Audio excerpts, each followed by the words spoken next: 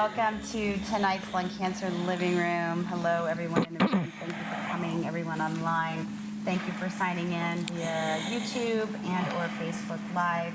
We're so happy to have you, as we are happy to have Dr. Larry Heifetz. Came down all the way from Truckee, California, and the Gene Upshaw Cancer Center. So we're going to be talking a little bit tonight about disparities in lung cancer, particularly around one topic that has to do with tumor boards and why tumor boards are so important to the patient, and some of the exciting things via technology today that Dr. Heifetz is doing with UC Davis and some other centers. So we're very, very excited to have him tonight. So with that, I am going to turn things over to Dr. Larry Heifetz, who is one of my most favorite humans on the planet, let alone one of my most favorite physicians on the planet. And he's been here before. He's moderated a panel of several other people. He was at the gala. Sometimes we see him when we happen to be up in the Tahoe, Truckee area. He's a family friend and a dear, dear human. So instead of what I've historically done is, you know, read bios and CVs, and it's very sort of. Oh, please don't do that. I'm not. Right. I'm absolutely not. So what I've decided to start doing, and I think it's working out really well, is just have you introduce yourself. Because who better to introduce you than you? Who are you? Tell us a little bit Thank you. about why lung cancer is important to you. I have my. I want to show you guys where I live. It doesn't. Yeah, it's a tough suck. spot. Yeah. It's a tough spot. No, we could. Yeah, here we go. That's where I live. I live up in Truckee. Right. In 2003, I finished about 25 years at Cedars-Sinai. Cedars-Sinai is 1,000 beds, 2,000 doctors, and 50 oncologists. We had academic status at UCLA. It was exactly 5 miles down the street. Truckee had, and I needed to recharge my batteries. I really did. Oncology has a cost to the doctor, okay? So I decided to be a ski bum and get good at electronic records and play the piano in some blues bars and really, you know, kind of like change it up a little bit. Truckee is in an area where there's about 50,000 people in the whole catchment area, but the little town's only got 15,000 people in it. And they have a 25-bed hospital and 0 oncology. So 100% of the patients in that area had to either drive down the west side of the Sierras to Sacramento or San Francisco or Palo Alto, or the east side to Reno or Carson City, okay? I got recruited by the hospital to, come on, Larry, let's do this. And I said, you're crazy. We can't have a cancer program up here. It's impossible. Well, so we said, okay, what's important here? Well, ASCO, American Society of Clinical Oncology, has a mission. One of its many missions is to reduce cancer health disparities. And you can't experience a greater health disparity than going from Cedars-Sinai to 0 than what I experienced. So how are we going to go through that? Okay, what are the guiding principles that we're going to ask for? The first one, if we're going to do this, we're going to provide care to everybody in our community. It's immoral for us not to treat everybody. So I don't care what kind of insurance you've got, and we told this to the hospital administrators. I don't care if it's Medicare, Medi-Cal, no-Cal, I don't care if you're illegal.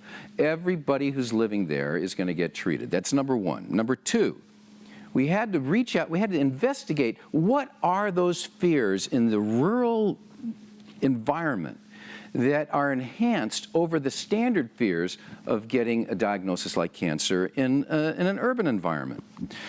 We had to reach out to thought leaders, and we had, when you got gray hair and some battle scars like me, you know that there's some really smart lung cancer guys at UC Davis. You also know there's some really smart brain tumor guys at UC San Francisco and some serious lymphoma guys at Stanford. But if you go to Stanford, how many guys have ever been to Stanford? You try to ask those guys, are they not the best at everything? Right. Well, okay. But those of us who've kind of been in the street, okay, we know where those jewels are, and we reached out to them, okay? Then we said, if we're out there, we're going to really use technology to lessen the sense of rural isolation. We had to keep local businesses and community leaders engaged. They actually had to raise money to get behind this. So engaging the lay community, not the doctors or the hospital, but actually normal people and some hard-ass business people, okay, like realtors, horrible people, right? You know? But they got behind this and started fundraising to help make it happen. Fear is the primary biologic emotion. Your ministers may tell you it's love, it's fear.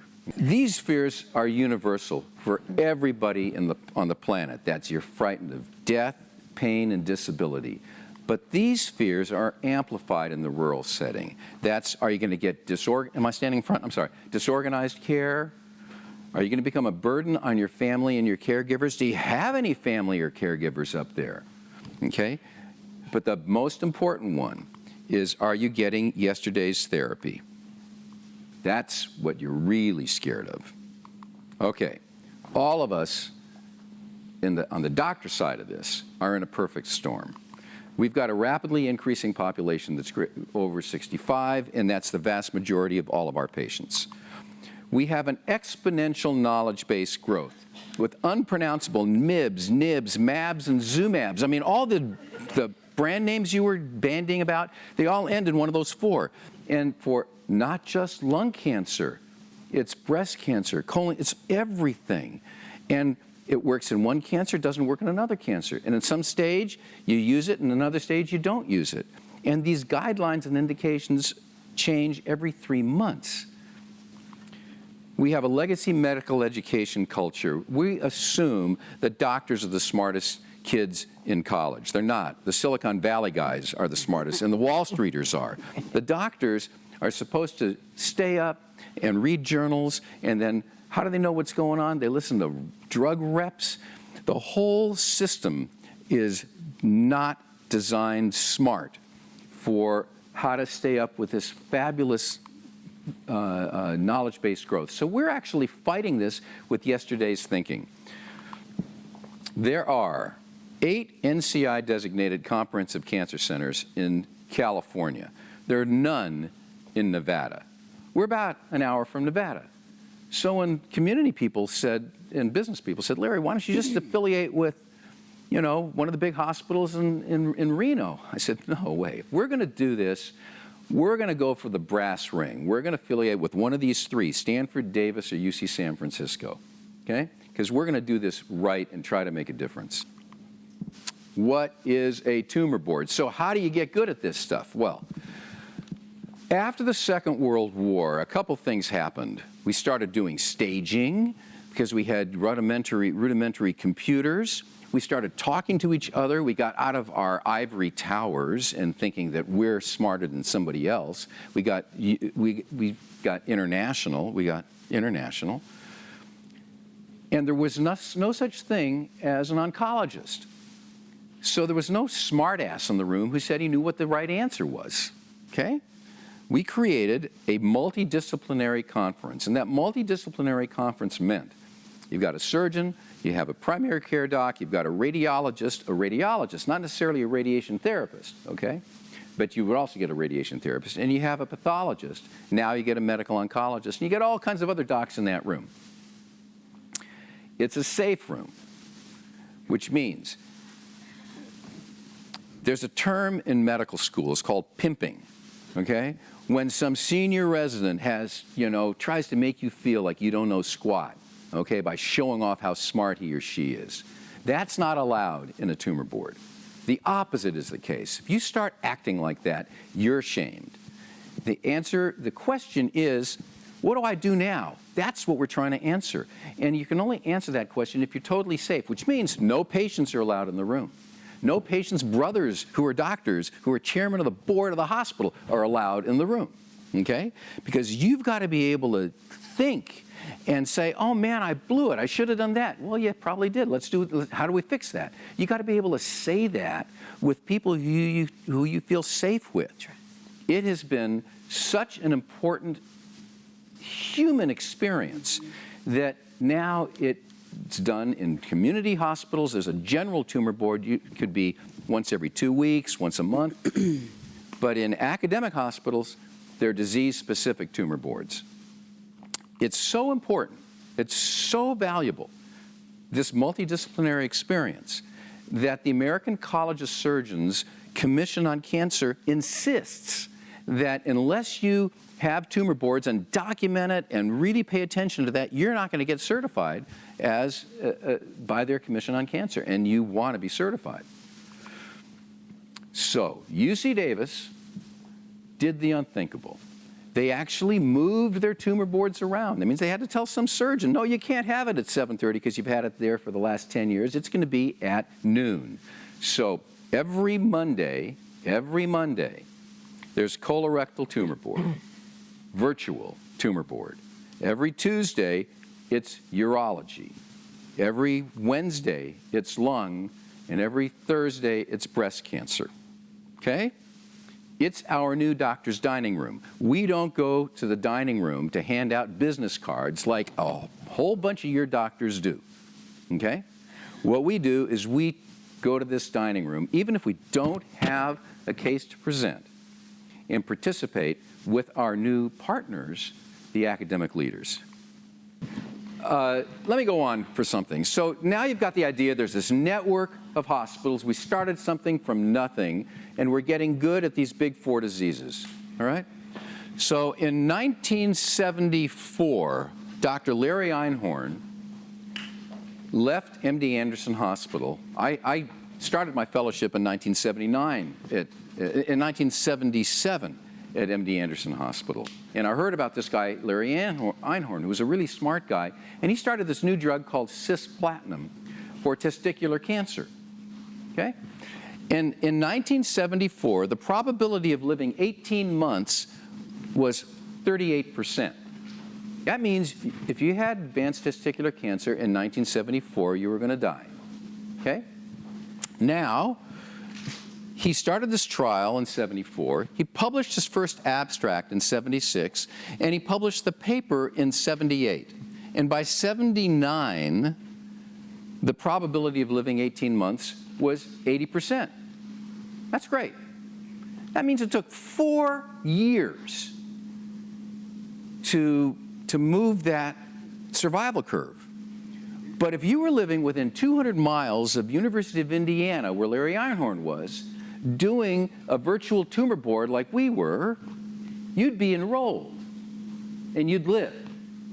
All those people, the amount of time that it takes to get buy-in on the knowledge change, even though it's not as dramatic as that 4 years was then, still exists. And you don't care if you're a patient, if it's 3 months difference. You want to have that as soon as the thought leaders say it's the right thing to do.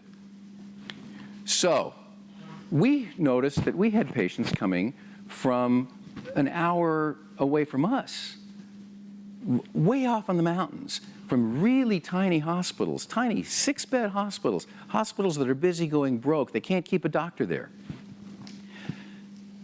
And they would have to come to see us, like, you know, when you get chemotherapy, you have to come back on day 8 or 9 for a CBC to be sure that your white count's okay. Or you have to come back for a routine visit and get a CAT scan or a physical exam if you've had breast cancer, and every 3 months for a long time. And what if it's snowing? And why do you need to make that drive? We got real comfortable in front of cameras. So we said, look, instead of having telemedicine be from a major center to everywhere, why don't we create a little node where we are and then have more personalized follow-up for our patients way out in the periphery? So we created telemedicine follow-up office visits. We used nurse practitioners and physician assistants. We integrated diagnostic imaging so we could sit at our desks and see the CAT scan done at the other hospital. It's also good for that other hospital to stay in business by doing a CAT scan instead of having the CAT scan done at our place. We just wanted to compare them. We were not able to integrate the laboratory testing. We still have to use scanning because of all kinds of hospital nonsense. This is what I see in a telemedicine visit. I see my nurse practitioner on the right side of that screen, my patient, okay? This is all pixelated so that for HIPAA, so you really can't see who they are. It's not really a patient, that's my secretary, but anyway. So, a computer between them, and they're looking at me, and I'm down here in the lower right corner. Okay? They're looking at me, they're seeing me as big as I'm seeing them like that, okay? Really looking at me. But what I do, as soon as I say hello, we take that thumbnail, we take that picture of them and bring it down to a thumbnail and move it right up to the top of of the computer. Why would we do that? You ever do a Skype with somebody and you're looking at the person's eyes, but you're looking down at the computer screen, and they're looking at your eyes and they're looking down at the computer screen. So when you're talking to somebody on a video conference, you're not looking at them. If you're going to be a doctor talking to patients, you better be looking at them in the eye. It doesn't matter if they think, if you can't see their eyes coming back, as long as they think they're seeing your eyes, you've bridged a major gulf. The technology, with all the people on the spectrum in Silicon Valley not getting the value of serious interpersonal communication just through your eyes. Little tiny trick, right? So you move yourself up to the top of that, you move them up to the top of the screen so I can look at my patient when we're having a telemedicine visit. Plus, I've got all this real estate now to look at the CAT scan, to look at the flow sheet, the electronic medical record, and it makes sense. So, here we are, 4 days a week. We have this solid pipeline of knowledge, state-of-the-art knowledge from Sacramento, from UC Davis, to Truckee. A few years ago, we opened up our first telemedicine visit clinic in Portola. 6 months later, it was in South Lake Tahoe. 6 months later, it was in Quincy. And 6 months after that, it was in Loyalton. We call that a synaptic knowledge network. A synaptic knowledge network. So just think about your internet signal, okay? And you know that you take your computer and you walk outside and your signal goes away. Or you walk upstairs and your signal dies, right? Our assumption is that knowledge does the same thing over distance. Medical knowledge does the same thing over distance. And we believe this addressed that decreases that degradation of medical knowledge through the virtual tumor boards and our synaptic knowledge network, so that the disparities of cancer care are significantly diminished in this system. Can we prove it? I'm not sure. So here we have the UC Davis Cancer Care Network. What if they did the same thing? Or what if this happened at the 69 other NCI cancer centers around the United States? Pretty cool idea, right? In order to take care of a patient properly out in the country where they don't have a lot of services, we have to provide these services for them. So we created a comprehensive service plan that is completely free to all patients. The hospital administrator said, come on, we can bill for this. No, we're not going to bill for it. Completely free. Its primary support comes from the hospital foundation. It is closely integrated with all of our clinical programs. Every new patient takes the NCCN distress scale. Anybody with a score over 5, it's a thermometer of how anxious you are. And anything, it goes from 0 to 10. Anything over 4, automatically, you're called by our team. And 100% of our treatment patients are seen by a psychotherapist, 100%. The national average is 6. And these are the treatment modalities that are available, all supported by the community. All these modalities, those elements that everyone here kind of wants a little bit of, but you don't know which one, it's all there, okay? Some of them are, and the other part is that you don't need a doctor to order it. Everybody is authorized, everybody, the receptionist, everybody is authorized to say, hey, you know, Mrs. Jones, why don't you sign up for a massage? It might make you feel good, you know, and schedule it. I've seen the room for the massage. It's kind of cool. It's kind of cool. So we have all these people in the group who are participating, who are not the usual, you know, white coat types, okay, but really add a lot. So that brings, that creates that patient experience, which is very, very important, because otherwise, how are you going to have something work in the middle of nowhere? What are the results? What's in it for UC Davis? We actually have increased their clinical trial numbers. The Cancer Care Network has added 8% last year. It accounts for 8% of the patients enrolled. I mean, that's unheard of for us to be really doing that. And the patients stay with us. They don't have to drive down there to get the experimental drug. We've got the clinical trial going. They have become a preferred site. If I'm presenting a lung cancer case to the guys at Davis, a new case, what, I'm going to send it to UC San Francisco? No way. I'm going to send it to the guys who already know the case, right? So they're getting, the patients can go wherever they want, but they tend to get the big sarcoma cases, the pancreatic cancer cases, the really nasty operations that we have no business doing in a small town. And sometimes you have no business doing it 5 miles from here. Okay? We also provide measurable community outreach that helps the NCI, helps Davis maintain its comprehensive designation. And you don't get any more outreach than Truckee. Now, Tahoe Forest, what's in it for us? From nothing, we've got a whole bunch of certifications that we've really worked hard to get. We've gone from 100% out migration from our primary service area to 62% in migration from outside of our primary service area. Why would anybody do that? Why would they actually choose to come to see us instead of seeing a doctor in Reno or Carson City or Auburn or something like that? Massage. Yeah. Well, it's part of it. It's the patient experience, right? We've grown to 3 medical oncologists and 1 radiation oncologist. I'm the 4th medical oncologist, but I'm not seeing patients anymore because I'm just the medical director. And we became a revenue center for this rural hospital. And we now can help support these essential services like labor and delivery and pediatrics and primary care that all lose money for rural hospitals. What are the take-home points? And I'm almost done, guys. Appreciate the 80-20 rule, okay? Get good at the 20% of the diagnoses. So this is a lecture really for doctors, right? This little section, but think about it.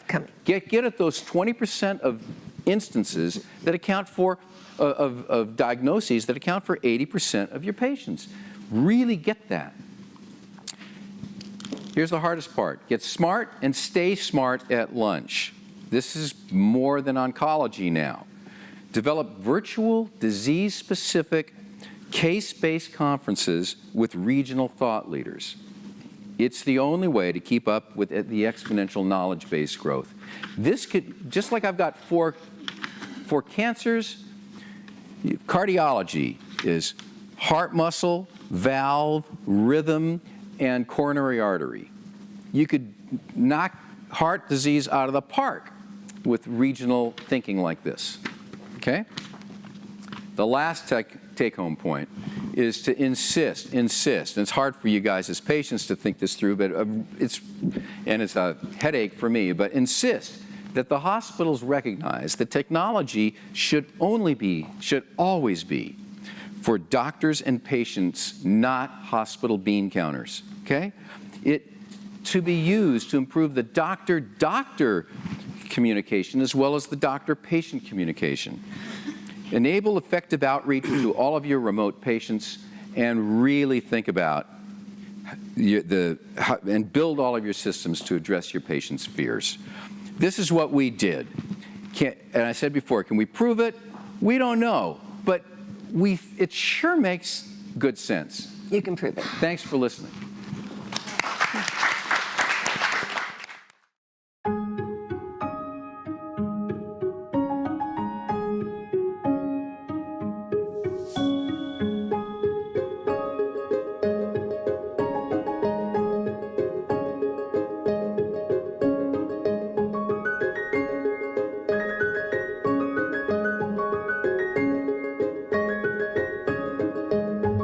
you.